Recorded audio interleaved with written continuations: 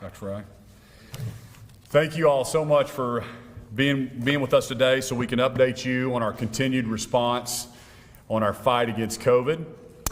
I'm here with Commissioner of Health, Dr. Lance Frye, and OESC Executive Director, Shelley Zumwalt. Thanks for being here today.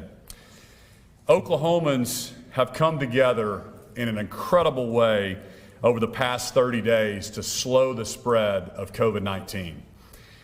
Also, across the state, more people than ever are following our 3 W's. They're washing their hands, they're watching their distance, they're wearing a masks. You know, I want to thank Oklahomans for choosing to make personal sacrifices to protect their loved ones and neighbors from COVID-19. My 3 goals have been the same since March, and that was to protect the health and lives of Oklahomans, number 1. Number 2 is to keep our businesses open safely. And number 3, to keep our kids in school safely.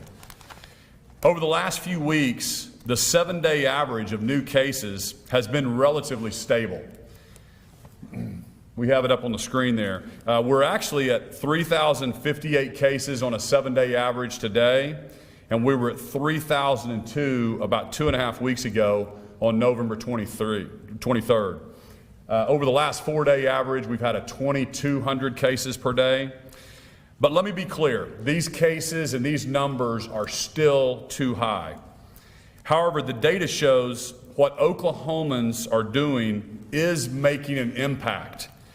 Today is 2 weeks after Thanksgiving, and I am cautiously optimistic that we've started to flatten the curve and our trends are moving in the right direction.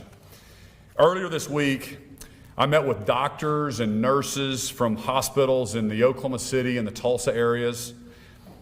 We had a no-holds-barred conversation with leading doctors and nurses and ICU nurses from right here in the Central region. I did a lot of listening. I want to thank them for coming in and speaking with me. And I heard stories about ICU nurses that are FaceTiming with families before they intubate a patient.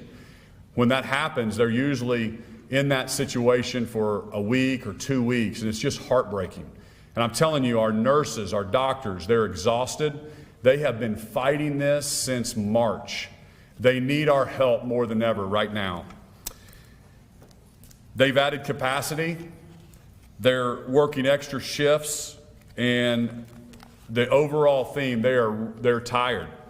Our healthcare workers are heroes in this fight against this virus. Their stories are real, and they need our help. If you don't think COVID-19 can affect you or your loved ones, I'm here to tell you it can affect anybody at any time. So now is the time for us to do more in our fight against COVID-19. A vaccine is on its way, but it's not here yet. So I'm asking Oklahomans to join me together for another push so we can get to the light at the end of the tunnel. So let's talk about how we get there. I'll be issuing an executive order with a few things to step up our fight and bring our cases down. Attendance at youth indoor sporting events will be limited to 4 spectators per participant, or 50% of the building's capacity, whichever is lower. Public gatherings are limited to 50% capacity unless the local health department has granted an exception. Examples of public gatherings include weddings, funerals, holiday parties at event centers. This doesn't apply to churches, but I want them to continue to innovate. You know, most of the churches that I've talked to are checking temperatures before the kids go into nursery. Their workers are wearing masks. I encourage them to continue to innovate, continue to do that, continue to offer online options every other row, just like all of our businesses are doing at this point. We need all Oklahomans stepping up the effort to help our healthcare workers in this critical time. We're also extending the rules for bars and restaurants. We're requesting that tables are 6 feet apart. We're also going to continue to make sure they're closed at 11 p.m. except for drive-through or takeout. We'll also keep requiring masks for state employees at work and for visiting state buildings. The CDC has identified restaurants, bars, and sporting events as areas where we need to be more careful. What makes them great is also what makes them a little more risky. They take us out of our bubble and bring people together who aren't normally together. That increases the potential for the virus to spread, and that's why we're taking these additional steps today. I know this is a challenge, and these actions will personally affect many Oklahomans. These are difficult and complex decisions, and I want every Oklahoman to know that I don't take any of these decisions lightly. Please don't forget your local restaurants or bars who need our support more now than ever before during this holiday season. Just like it's critical to slow the spread of this virus, it's also critically important to support our local businesses, keep our businesses open safely. I've heard from many Oklahomans who want me to issue a statewide mask mandate. I've also heard from many, many more Oklahomans who don't want me to. The goal is to get people to wear a mask. You know, it was a month ago today that Dr. Julie Watson and doctors from across the region joined me to ask Oklahomans for their help on this. So here's the data from Carnegie Mellon University. Based on this data, Oklahoma has gone from 79% of Oklahomans wearing masks on November 1st to more than 87% of Oklahomans today. We've closed the gap with Alabama and Louisiana, and they've had mandates in place since this summer. You know, it's not about magic words. It's about Oklahomans doing their part to slow the spread of this virus. And I'm pleased to report COVID-19 vaccinations are on their way to Oklahoma next week. We expect 166,000 doses to hit the state of Oklahoma in the next 3 weeks. That will let us make great progress for our healthcare workers, our highest risk groups, and prioritize their vaccination. It's not the end of our challenges, but the end is coming. That's my message for Oklahoma. We can see the light at the end of the tunnel. We are going to get through this together. The reality of this situation is that it's up to every one of us to keep Oklahomans safe, keep our neighbors safe, and slow the spread so we can keep our kids in school, we can keep our businesses open safely. So please keep watching your distance, wear a mask when you're around others, wash your hands frequently. Now I'll turn it over to Dr. Frye for an update and some changes on our quarantine policy. Dr. Frye?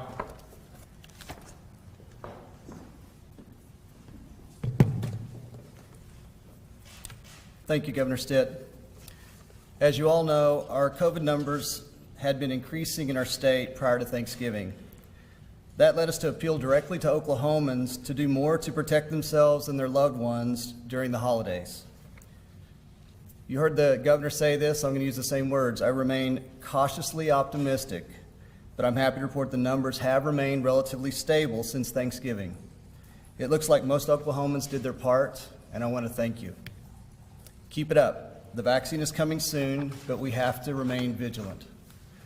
We ask you to get tested, and we performed more tests in our state than ever before, and our capacity remains strong for continued testing in the state. I want to encourage you to continue testing. If you think you've been exposed or are traveling for the holidays, please get tested. Research shows us that the 3 W's, particularly wearing a mask, can help prevent the spread of COVID-19 in Oklahoma. I'm extremely proud of our public health and healthcare workers on the front lines and how much of themselves they have given to this response. In public health, we're all about protecting health and preventing disease. However, like Governor Stitt said, we need to do more to reduce the cases and provide some relief for our hospitals and healthcare workers. I talk to our healthcare professionals every day. I know that they're on the front lines and they're exhausted. They're working day and night to give care to our sickest Oklahomans. That is why we're announcing additional steps today. We all must continue to do our part to slow the spread of COVID-19. In addition to today's executive order, I'd like to provide some guidance on actions Oklahomans can take to slow the spread of the virus as we go into the holiday season. As you celebrate, consider gathering virtually or with members of your own household.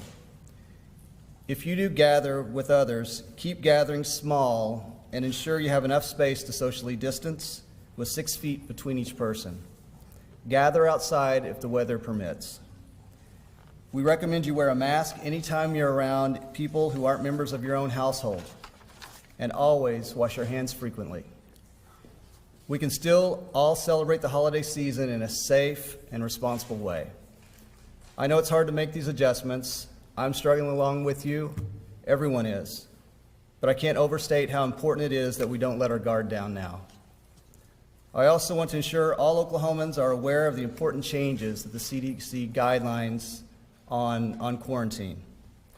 The new guidelines provide options to shorten quarantine. They still recommend 14-day quarantine if possible, but they give other options. One is to shorten it to 10 days or 7 days in certain circumstances. You can quarantine can end after 10 days without testing if no symptoms have been reported. You can test out after day 7 if you test and get a negative test and you don't have any symptoms, you can test out on day 7. We know that it can be difficult for many people to quarantine for 2 full weeks, particularly if employment or childcare issues won't allow for it. These new guidelines are intended to allow flexibility while keeping us safe and healthy. I want to stress that it's important to observe the quarantine period according to the guidelines to ensure the health and safety of your family and loved ones. We're very optimistic with the expected arrival next week of the vaccine in Oklahoma. But it's important to note that the vaccine is just part of slowing the spread. Your actions are making a difference. Every time you choose to follow the 3 W's, you're protecting those around you and yourself. You might even be saving a life. We're adding an extra W for 2021. Wear your mask, wash your hands, watch your distance, and wait for the vaccine. Don't let your guard down now. I'm going to turn it over to Director Zumwalt at this time.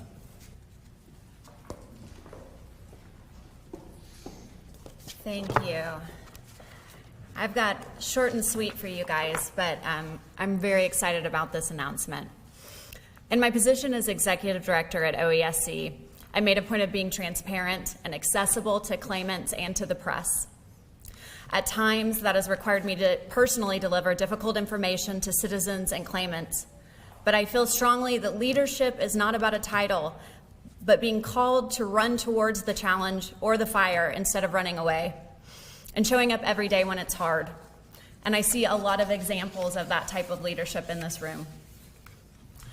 While we wait to hear about a federal relief package, Oklahoma is taking decisive action to help our citizens who've experienced unemployment this year. I can't tell you how excited I am to have good news today. This year has been tough on so many, and to have good news that will impact so many of our claimants after they've had such a tough year. OESC has received guidance that allows us to distribute the remainder of the federal FEMA Lost Wage Assistance Funds, and the agency will be making one-time $400 payments to over 120,000 Oklahomans.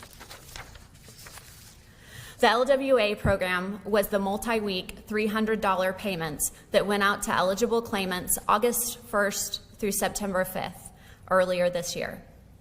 The eligibility for this one-time payment is the same as the LWA program was.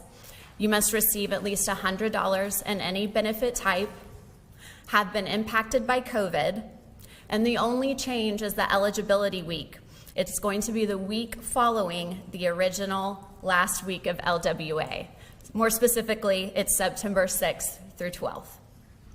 The agency will begin distributing these payments the evening of Wednesday, December 16th, next week, with the first payments arriving in claimants' accounts Thursday morning, December 17th. We will continue dispersing these one-time payments through Monday, December 21st. It's important to note these funds can't be used for any other program. They're restricted, and their guidelines are determined by our federal partners. These are also not state funds, and they cannot be distributed into the UI Trust Fund.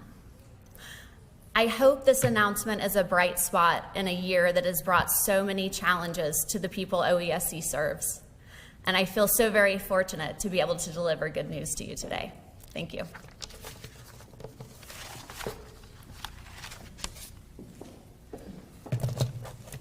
Thank you so much. That's great news, Director. That's great. Thank you, Dr. Frye. To recap our three goals. Number one is our first priority has always been to protect the health and lives of Oklahomans.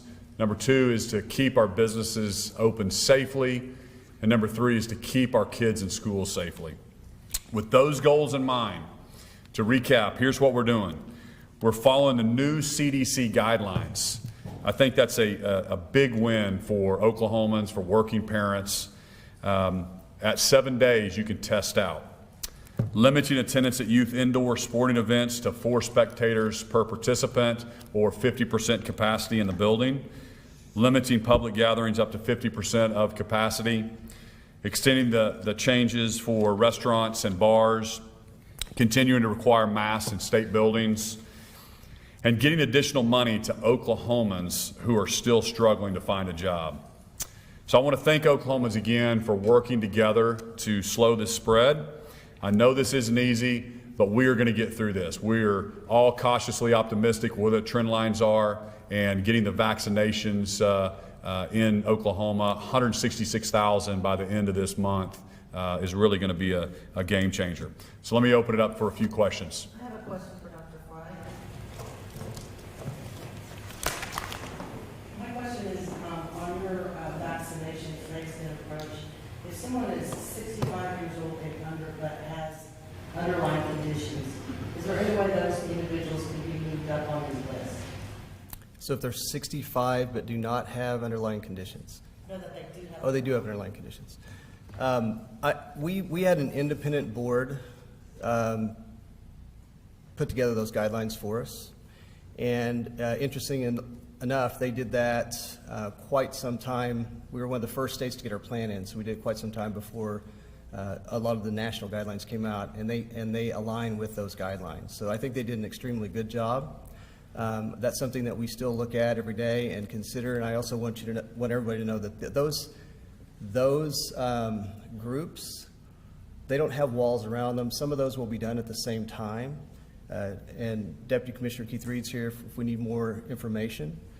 But there are times where we're going to be doing some groups, some in one group and another simultaneously. So we're going to get shot. We get 1,000 doses. We're going to use all those doses. And if we don't have 1,000 frontline healthcare workers, we're going to give it to other people around. I mean, it's fluid. It's not necessarily as structured as it looks in diagrams. It's just we're trying to get that information out so people kind of know what to expect, but it's going to be very fluid. Question for Governor Stitt. Like that. Governor, how long will these orders be in place? So all of our executive orders last for 30 days, and then we'll reevaluate them as we're watching the numbers. And we're in constant contact, daily contact with our healthcare professionals across the state. Dr. Frye briefs me every single day. We talk every single day. So we'll watch really closely, and we want to lift those as soon as possible. But really, it's about hospital capacity right now. And with the hospitals really being exhausted and at a point where they're getting at capacity. And so that's why I'm asking Oklahomans. That's why we're putting these make sense. Those beverages or eat that food in my establishment as long as I don't sell any further after the deal? Or was it your intention that those places shut their doors and have their patrons exit by 11:01? I think it was that at 11 p.m. is when the alcohol would stop, and then they would start shutting their doors, yes. So just to be clear, people can stay in the establishment after 11 p.m. So long as they're not purchasing anything new. Is that correct? I think we're splitting hairs there on staying in. I don't think I expect anybody to shove somebody out the door at 11:01, and I'm really not worried about. Oklahomans always do the right thing, and so just hoping Oklahomans will do the right thing. And I haven't specifically asked the ABLE Commission what they're doing at 11:01, but we can get back with you on that. Okay, because I think that there are missing news reports and evidence of establishments being cited for having sold their final food or beverage at 10:55, and then people still being in the establishment at 11:15 and then getting a $100 ticket or something like that. You're saying that was not your intention? Yeah, I'd need to check on that. I don't know if you said they're getting fined at 10:55? No, they're getting fined after 11 p.m., even though they're saying they're reading it to say that it's only sold after 11 p.m. Okay, gotcha. We'll go back and try to clarify that. Thank you. I also have a question for Colonel Frye. So last week, I think we asked you about the discrepancy in the number of COVID deaths between the CDC and what the State Department of Health is reporting today. The State Department of Health is reporting 1980, and the CDC is saying 2,503. So now it's over 500. I don't know if you have an update to that as to why those are so different. You know, I don't. We were going to get you an update, and I'm sorry, I actually didn't do that. I don't know if somebody from my team was able to look into that or not. Okay, we'll definitely get you one this week. I'm sorry about that. My understanding, the State Department of Health and the Governor's Office has access to where ICU bed availability is, but it's not shared with hospitals and healthcare workers. Is there a reason why that's not happening? We developed a system now where they are able to see that, and we have our transportation system where, to help with transfers, that has ability to visualize where bed availability and ICU beds are. And so that's working well at the time. Initially, we had a system that the EM resources system where they were putting in all that information. That was information that was given to us by the hospital, so they have to put it in themselves. And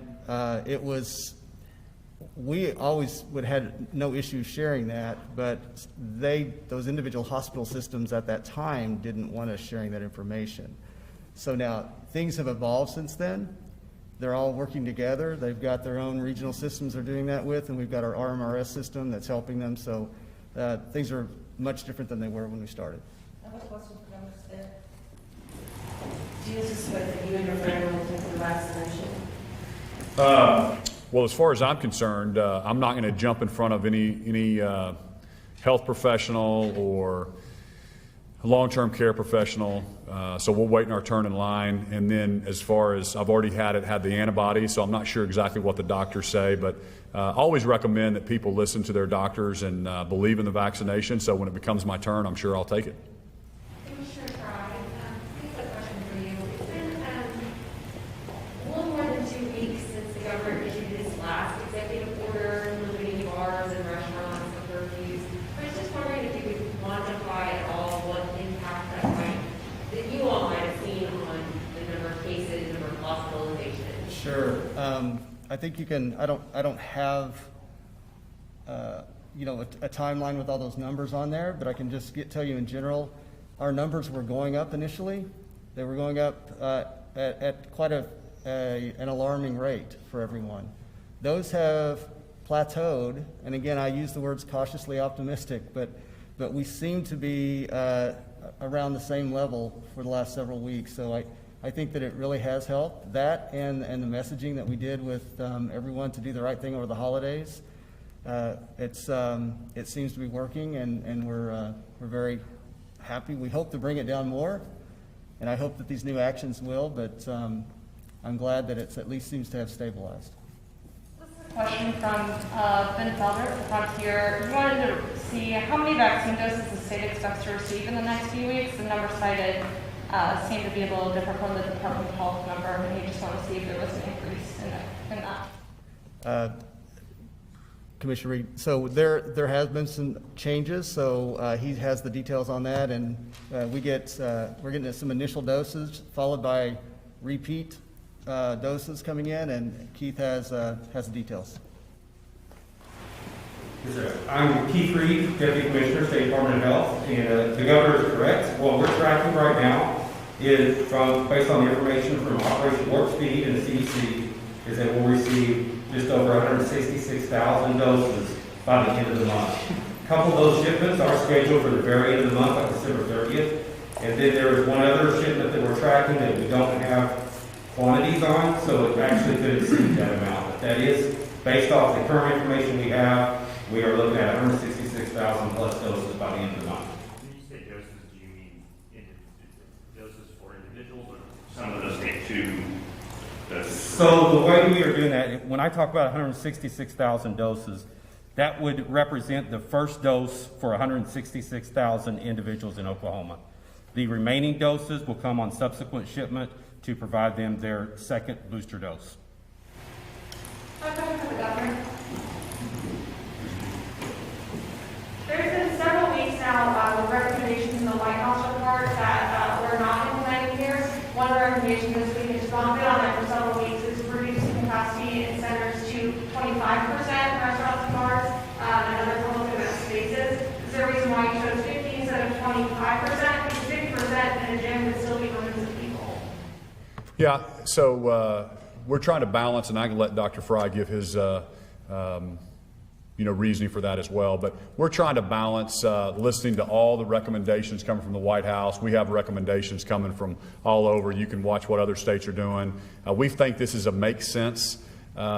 Separating 50%, the idea is only sitting with your family every other row. We think 50% capacity makes sense in indoor facilities. A question from Paul. That's a great explanation. We looked at, do we do a certain number? Do we do a percentage? Do we do distancing? The venues vary so much in size that it's hard to be too granular with it. So we went with a percentage just to make people space out and decrease the numbers. Will this include gyms or retail stores? We have not done, I don't think those were considered public gatherings, so we'll look at the language of the EO, but I don't think those were in there. Question from Janelle Steckline. She wanted to know, when does the new capacity orders take effect? The executive order is being drafted now. It'll probably hit, the executive order will be released either later today or tomorrow. We usually give it a couple days to take effect, so probably no later than Monday. Are there any plans yet to extend the 11 p.m. curfew? It should be expiring in a week. Yeah, that's one of the things that we're going to extend the 30-day, for another 30 days, the executive order that talked about the 11 p.m. Bars and restaurants. Governor, do you have a message to some of the bar restaurant owners who say, this is unfairly pointing them out as far as the reason for the COVID spread and they're losing money and revenue? Do you have a message for some of the restaurant and bar industry? Yeah, so we looked at all of the data, and we had the analytics, we had the health professionals tell us what do we need to do to make sure we keep our capacity down, and the two things that they told us would move the needle the most in Oklahoma was bar and restaurant capacity, really after 11 p.m. And so that's why we did it. Our heart, my whole goal is to keep businesses open safely. To do that, we have to have our hospital capacities to be able to take care of our most vulnerable and our sick. So it is always a balancing act. We also provided over $19 million to bars and restaurants earlier on in the pandemic from the CARES relief funding. And so if we get another stimulus package, that's also going to be one of the first things that we do. But again, we're trying to balance all these things. And we really have to protect the capacity, and so we're just asking Oklahomans to continue this fight for a little bit longer, and we can really see the light at the end of the tunnel. The 166,000 doses, nobody anticipated that Oklahoma was going to have 166,000 doses by the end of this year. So that's something that we're cautiously optimistic with our curve flattening. We can get the doses in here. We already have about close to 190,000 Oklahomans have recovered. Our antibody testing is showing that we've got 22-something% of Oklahomans have already had the antibodies for COVID, may not even ever got tested. So we're starting to see some of those numbers, and so we're cautiously optimistic that we're starting to see these numbers come down as we see this go through the population. Governor, you just mentioned a couple pieces of data. Would it be possible, or Charlie, would it be possible to get some data on that antibody testing you just mentioned, 20%? And specifically, you said a couple times that experts provided data on bars and restaurants being the hotspot it would be most targeted. Could we get that data? I think there are business people out there who question, is that real? Did that come from somewhere? And I think if we could get that, we might be able to do that. Sure, we have that. We'll get you that data. Thanks, everybody. Thank you.